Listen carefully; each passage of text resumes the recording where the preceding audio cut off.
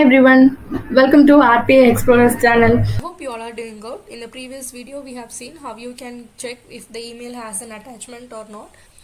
So in today's video we are going to see how you can save them if it has at least one attachment.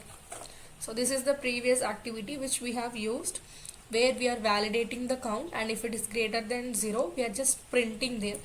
And now instead of printing we are going to save it. So let's filter with attachment.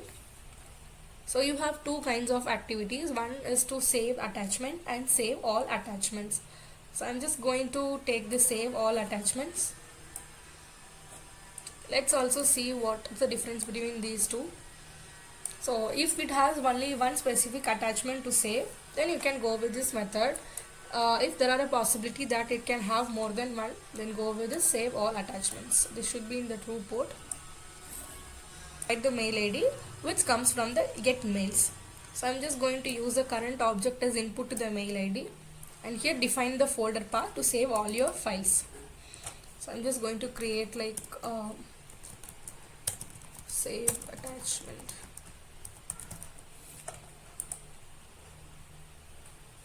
Let's quickly run this and check the output. Okay, we have an error. Cannot save the attachment. Path does not exist. Verify the path is correct. Let me quickly create a folder with this.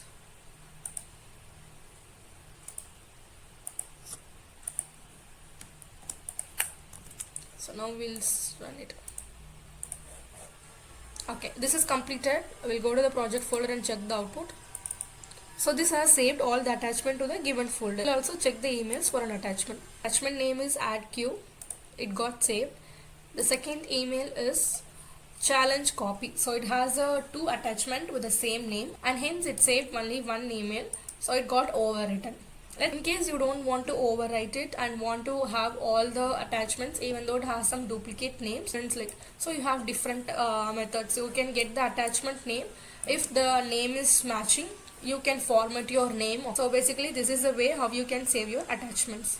And thanks for watching this video.